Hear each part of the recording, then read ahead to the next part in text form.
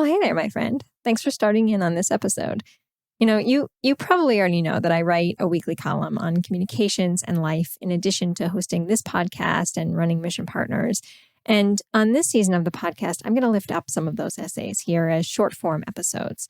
I'm hoping that if you like what you hear, you will head over to mission.partners and sign up to get these insights delivered straight to your inbox each and every Wednesday morning.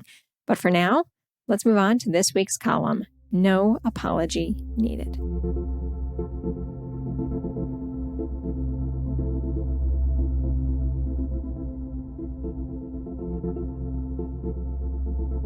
So, several years back, I was working with a national nonprofit on a campaign that required a heavy stretch of out-of-state travel. At the time, Brian and I were working in business together, and our daughter was quite young. After coming up empty on childcare during one cross-country business trip, we decided that we would bring her along and split up responsibilities to attend client meetings and events, while the other stayed in the hotel with our daughter. And if we needed to be somewhere together, we would pack up some snacks and toys and set her up to play quietly in the corner. We shared our plan with the client, who seemed really receptive and understanding of our plan. But days later, once we arrived and were on site, I remember that same client contact pulling me aside to share his views on how inappropriate it was that I would even think to bring our child along. I was both embarrassed and angry, feeling that I had damaged this client's trust in us and that somehow my desire to be both a parent and a professional were destined to be at odds. That was until I had a chat with our dear friend Don, who reminded us what we knew all along, that family comes first, no apology needed. Soon after that, we parted ways with that client, but I have held on to that experience, and I often reflect on how far we've come, especially on days when my younger daughter now will pop into the background of my Zoom meeting so I can fix her ponytail, or when she'll call me on the walkie-talkies that we share to tell me that she has set out on her walk home from school. It's also been a reminder that family can mean something different to everyone. Having the flexibility and agency to support, manage, and care for our loved ones, however we define that, should be a given, not a benefit.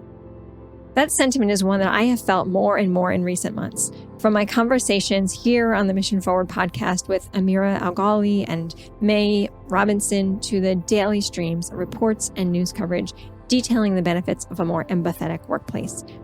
What I'm finding in these conversations is that while most agree that bringing a little more love and grace into the workplace is beneficial, figuring out how to do it without crossing a line remains a question. There's equal parts hunger to be in deeper relationship with one another and anxiety over how to do that. Perhaps the tug I have described here is evolution at its best. Organizations are exploring new and creative ways for how to best support employees, how to infuse empathy in daily work practices, and how to model inclusion and belonging in the workplace. And that is all good. But here's what can't be lost in those discussions. Now, it's one thing to say what you or your organization stands for, and another to have someone feel it in practice.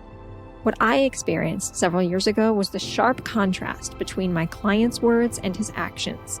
The words were empty and inauthentic, and the lasting effect, while powerful to me, was not positive. But it doesn't need to be, right? And here's the bottom line. Our words and our actions matter. If you are serious about what you say, then make sure your actions reflect it. Otherwise, you may be the one apologizing.